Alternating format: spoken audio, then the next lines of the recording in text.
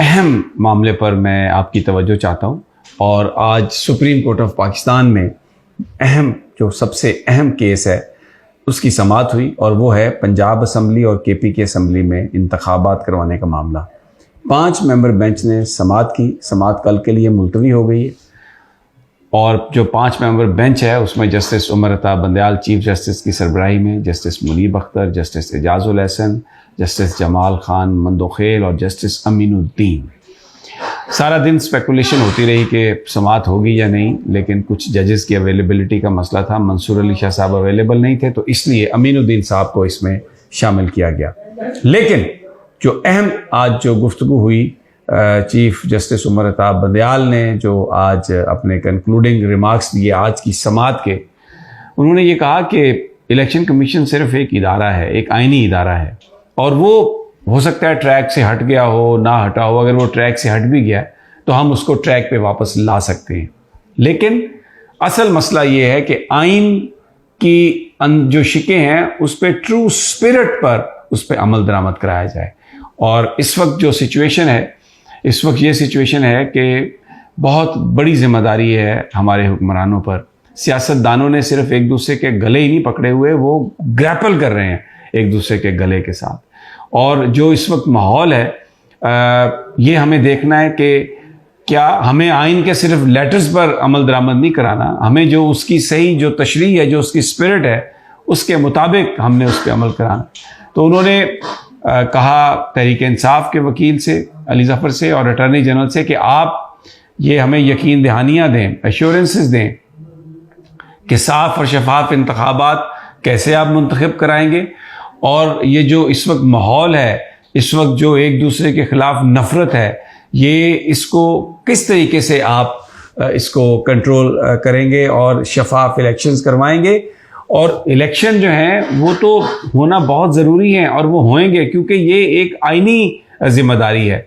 और लेकिन ये इलेक्शन हो सिर्फ उस वक्त सकते हैं जब हालात साजगार हों। तो ये बेसिकली मैं ये अब आपको अपनी ओपिनियन दे रहा हूँ कि जो कुछ इस वक्त पाकिस्तान में हो रहा है, जिस तरीके से पॉलिटिकल वर्कर्स को पकड़ा जा रहा है, जिस तरीके से मीडिया पर क्रैकडाउन है, जिस तरीके से धमकियां दी जा रही हैं, मसलन राना सनाउल्लाह की ये धमकी कि अब हालात इमरान खान ने उस नहज पर पहुंचा दी हैं कि यहाँ पर इमरान खान रहेगा या हम रहेंगे, ये भी कोर्ट के माइंड में होगी।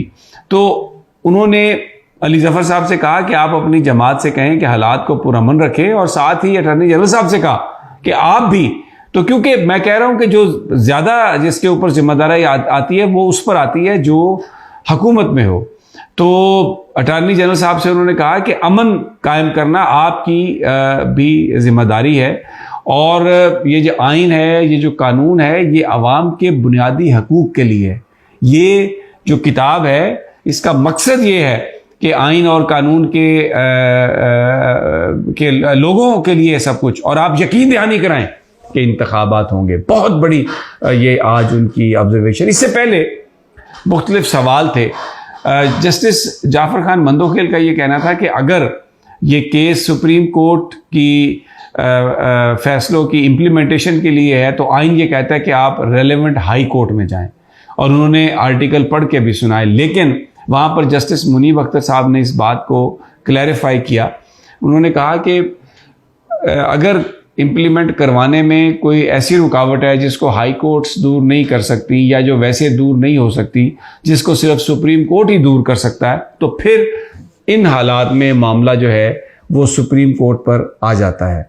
तो वो, और इस वक्त जो एक बड़ा सवाल अदालत ने जो फ्रेज किया उनके सामने ये है, जस्टिस एजाजुल हसन साहब ने कहा कि जब अदालत ने कहा सदर साहब को कि वो तारीख दें इलेक्शन कमीशन के साथ मुशावरत के बाद, तो मुशावरत हुई, 3 तारीखें दी गई, उसमें 30 अप्रैल सदर मुमलिकत ने फ़ाइनल की, और उसके बाद इलेक्शन कमीशन ने शेड्यूल दिया इलेक्शन का। तो इसका मतलब है कि सुप्रीम कोर्ट का जो फैसला था वो इम्प्लीमेंट हो गया। लेकिन बाद के जो हैपनिंग्स हैं जिसमें इलेक्शन कमीशन ने उस तारीख को विड्रा किया, सवाल ये है कि क्या इलेक्शन कमीशन के पास इस बात का इख्तियार है, क्या ये उसकी जुरिस्डिक्शन है, और अगर ये जुरिस्डिक्शन है तो क्या उसके लिए दुरुस्त तरीक़ाकार इख्तियार किया गया या गलत तरीक़ाकार इख्तियार किया गया। और 90 दिनों की बात की गई थी इलेक्शंस की, लेकिन अदालत ने अपने फैसले में लिखा था कि क्योंकि 90 दिनों में अगर पॉसिबल नहीं है तो फिर इसको मिनिमम जो टाइम है उसके अंदर इलेक्शंस करवा लिए जाएं। इस बात का भी तज़किरा हुआ कि माजी में 2 दफ़ा इंतखाबात 90 दिनों से आगे गए। एक दफ़ा मोहतरमा बेनज़ीर भुट्टो की शहादत और दूसरा 88 में जिस वक्त ट्रांजिशन हो रही थी माशाल्लाह से डेमोक्रेसी की तरफ। लेकिन उसमें एक फ़र्क था, उसमें फ़र्क ये था कि पूरी जो कौम थी उसके अंदर कंसेंसस था, तमाम के तमाम जो स्टेक होल्डर्स थे वो इस बात पर एग्री कर रहे थे। लेकिन अभी इस वक्त तो कौम डिवाइडेड है, पीटीआई कुछ कह रही है, पीडीएम कुछ कह रही है, तो इसलिए ये भी देखना होगा। और फिर इसके साथ साथ जो सुप्रीम कोर्ट का फैसला है उस पर अमल दरामद, ये भी एक बड़ा अहम इशू है, इसको भी हम देखेंगे। जस्टिस इजाजुल एहसन साहब ने एक सवाल किया, उन्होंने कहा कि जब हमारे यहाँ पर हेयरिंग हो रही थी इस केस की तो इलेक्शन कमीशन ने बार बार आके ये कहा, उनके वकील ने, कि हम इलेक्शन की तारीख नहीं दे सकते। तो एक बड़ा सवाल है कि जब वो खुद ये कह रहे थे कि हम इलेक्शन की तारीख नहीं दे सकते, तो फिर ये बाद में जो सदर मुमलिकत की तरफ से दिया गया जो शेड्यूल है उसको उन्होंने किस तरीके से तब्दील किया है, ये भी उन्हें हमें सुनना होगा, उनसे जानना होगा कि ये किस तरह से हुआ है। तो नोटिसेस हो गए हैं सबको, जो गवर्नर केपी के हैं उनको भी नोटिस हुए हैं थ्रू उनके प्रिंसिपल सेक्रेटरी, थ्रू उनके वकील, और जो इलेक्शन कमीशन है उनको भी, वफाकी हुकूमत को भी। और एक और जो बड़ा, मैं before I conclude my vlog में आपको बताऊं, एक बड़ा सवाल था निगरान हुकूमतों की ड्यूरेशन का।